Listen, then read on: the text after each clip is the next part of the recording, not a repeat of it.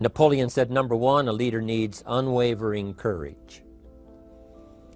And I don't know if I totally agree with the unwavering part of this or not, because sometimes our courage does waver a little. You know, bend but not break. You know, courage mounts up, and then sometimes we have the doubts that creep in, and we reach a little deeper to find that courage that overcomes our doubts and our fears.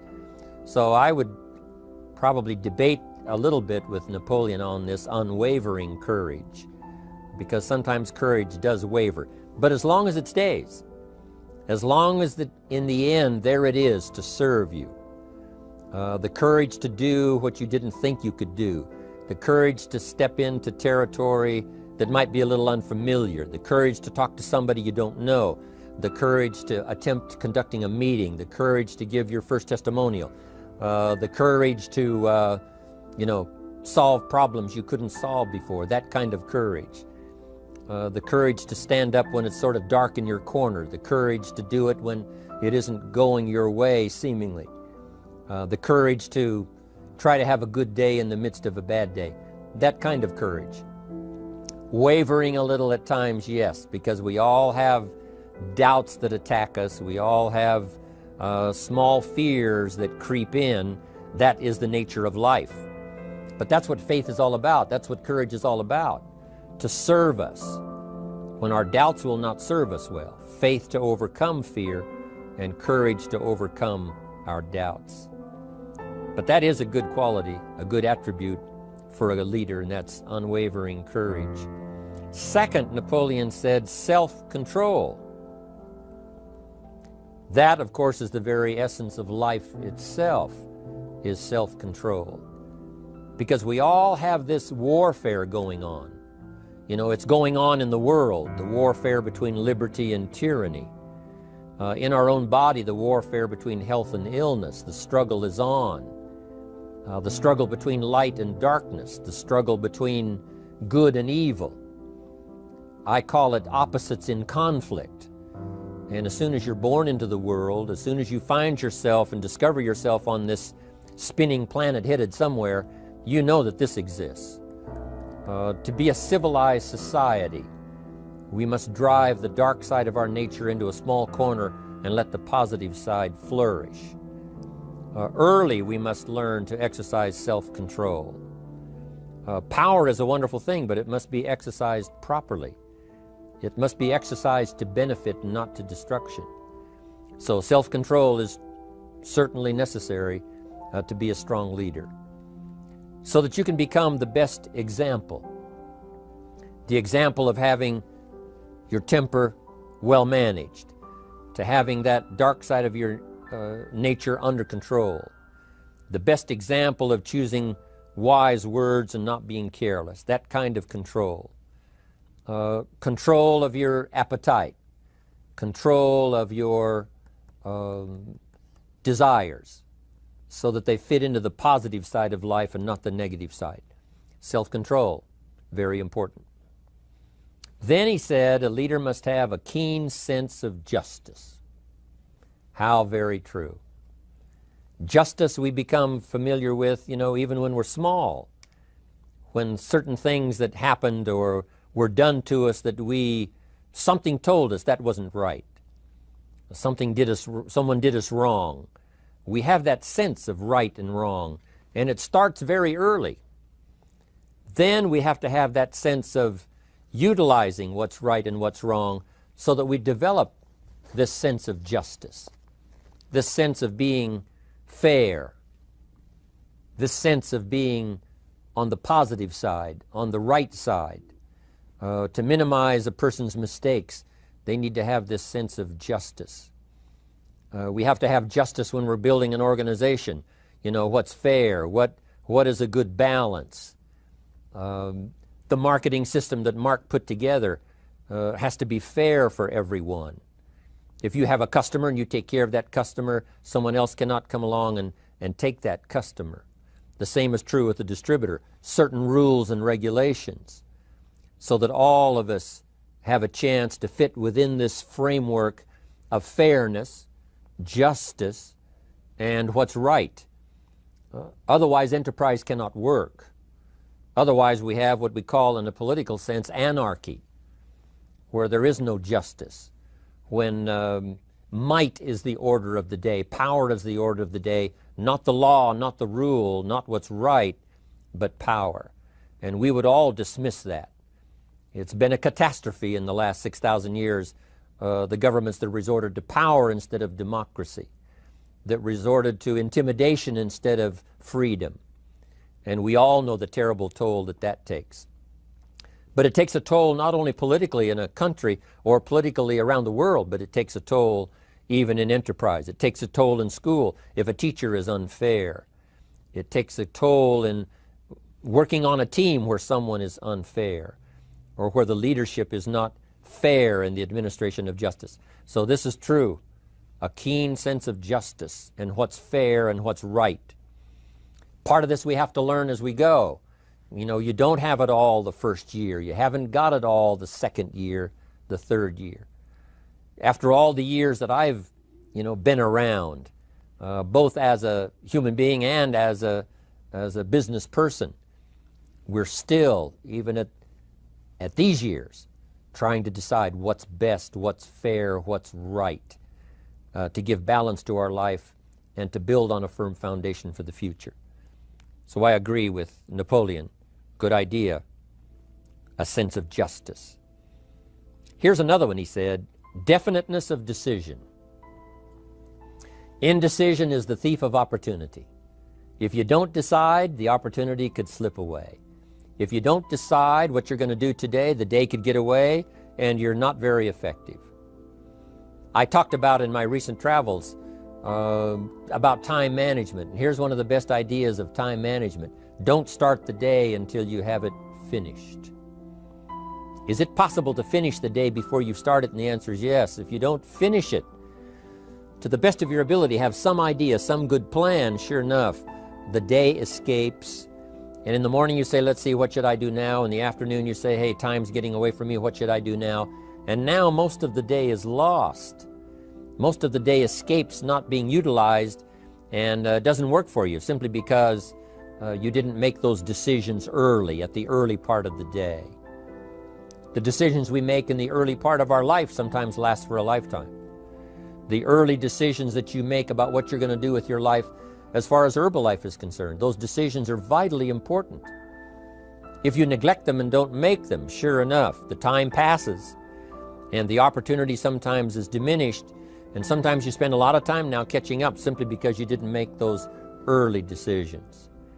So it's the decisions at the first of the day, it's the decisions at the early part of the month, it's the decisions at the early part of the year that greatly determines what kind of year you're going to have. The decisions you make in the early days of your marriage, sometimes those are the decisions that affect the marriage for a lifetime. The decisions you make at the first chance you see opportunity, those decisions, what you're going to do with it, how far you're going to take it, what it's going to be meaning to you in the years to come. Those early decisions are vitally important. Then we need decisions to correct poor decisions, to overcome our mistakes. It's possible, of course, for all of us to make unwise decisions. And at the end of one year, at the end of 1 week, 1 month, or at the end of a few years, we say, that decision cost me too much. Cost me a lot of time, cost me a lot of money, cost me maybe a good relationship, cost me a chance to be productive.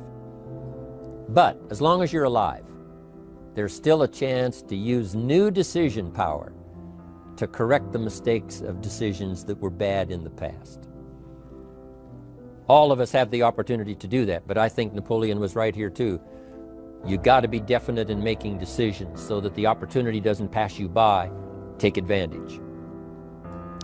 Here's the next one. Napoleon Hill said, a good leader has definite plans. How important that is. And of all the years, I think, to cash in on Herbalife's momentum and make some plans for the future, this has got to be one of the greatest years. Herbalife in these 18 years now has created some incredible momentum, not only in opening up the countries, but momentum in the refinement of our marketing, momentum in developing new products, momentum in developing our support system. The key is now for you to make plans to ride on that momentum. Herbalife is like the tide that comes in, and the rising tide lifts all the ships if they're in the water. If your ship and your boat is not in the water, even though the tide comes in that would lift all the ships, if yours is not in the water, then it doesn't benefit you. So here's what you should do. Have the same intensity to make your plans for the future as Mark Hughes has. As the President's team, Chairman's Club especially, make the plans for the Herbalife Company future, you've got to now make your plans. Don't let this momentum pass you by. Don't let this momentum go uncashed in on. Don't let it be like a lost cause for you. And maybe you've, because of the lack of plans, have lost a month or two, or you've lost a week or two, or maybe you've lost a year, and you were 10% effective instead of 100%. Now's the time to change all that and start making some plans. Your Herbalife plans, they're vitally important.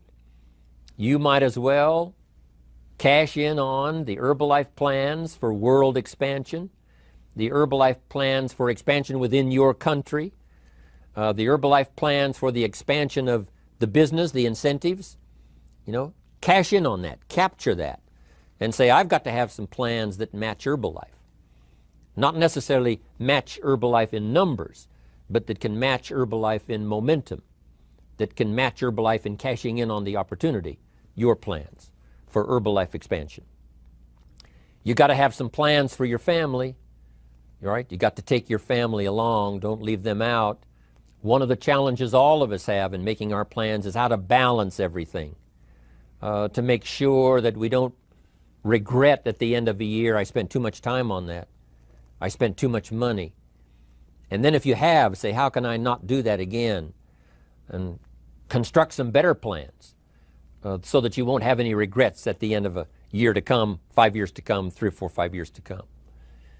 Definite plans. The plans for the use of your money. One thing I've admired about Mark Hughes since I've met him all those years ago, once he started becoming successful, he had a splendid plan, not only for his personal success in terms of financial security, but in terms of the company. Because Mark has to look after the company and make sure that the company is secure, that the company has plenty of reserves, so that no matter what happens around the world, and when you're doing business in 37 countries, you can imagine what the challenge is to make sure the plans for each country are there, the backup plans, the financial plans, as well as products and opportunity and marketing. It is a challenge beyond comprehension to most of us what kind of planning that takes in terms of trying to make Herbalife secure for the future. I described it in one of the summit classes as Mark takes the same pledge that the President of the United States takes, and that is to preserve and protect and defend the Constitution, says the President. But Mark has to preserve and protect and defend the company to make sure it's viable, not just in America where it started, but all around the world in each country. It's an awesome responsibility. But now for you, your plans to be financially secure. If you're starting to make some big money in Herbalife, I'm telling you, you got to have a good plan for your resources so that you find yourself secure regardless of what happens. I agree with Napoleon here. You got to have good plans.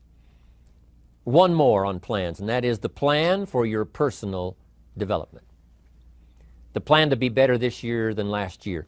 The plan to take the classes, attend the workshops, do everything you possibly can to show personal progress, not just financial progress, not just the progress of having one more car or one more home, but the progress of personality, the progress of communication skills, the progress of recruiting skills, the progress in how to deal with people, progress in using your influence so that it multiplies its power by 5 by 10 versus what it used to be. You need those kind of plans. A plan for personal growth, personal development, a plan to be all that you can possibly be in the years to come as you develop your Herbalife business and your life business and your family business, all of that. Got to have good plans. Next, Napoleon Hill had a good saying. It was something my father had and passed it on to me as a good philosophy, and here's what he said. A good leader has the habit of doing more than what he gets paid for. What an incredible philosophy this is. The habit of doing more than you get paid for. It's what we call the service that you put out like seeds in the ground that doesn't bring the harvest immediately, but the harvest is yet to come. It's called like putting out the capital in capitalism. Doing more than you get paid for means that you're getting ready for the next move up. Because if you do more than you get paid for, you've made an investment. The average person might think if I do more than the company requires, then they're ripping me off. I'm not getting paid for that extra time, that extra attention. But you must not view it that way. You must say, I'm getting there a little earlier, staying a little later, as an investment in my own personal future. Because I want that kind of reputation. I want that kind of philosophy to work in my life. Do more than you get paid for. And this philosophy works incredibly well in Herbalife. You make the Herbalife sale of the Herbalife products. Now you must do more than you've gotten paid for. Right? They've got the product, you've got the money. But you can't stop your investment there. Now you must develop the investment in time, effort, and energy in turning that new customer into a testimonial. And sometimes that's the most difficult work, the work after the sale.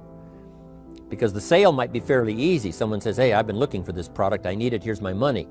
But now you've got to stay with them, make sure they don't just buy the product, but that they use the product. And that they don't just use the product, they keep using the product. That's the work after the sale. But if you learn to make that kind of an investment and do more than you get immediately paid for, the payoff in the future can be fantastic.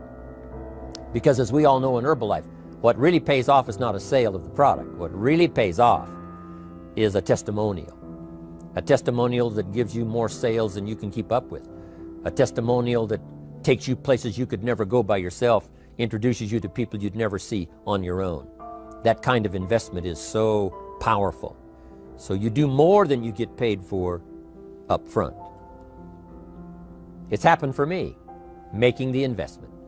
When I first started lecturing 36 years ago, I talked to high school classes, college classes, service clubs, and I gave it all away. I went and talked for free. Someone said, Mr. Rohn, would you come and do this breakfast talk? I said, sure. Could you do this luncheon talk for this service club? I said, of course. And all of that in the beginning was for free. Primarily because I'd made my fortune, I didn't need the money, but I did it for free, but look what it's made for me by giving that kind of service in those early days. And finally it led to business and led to an enterprise. And I was giving the seminar all those years ago here in Los Angeles, and Mark Hughes was in my audience.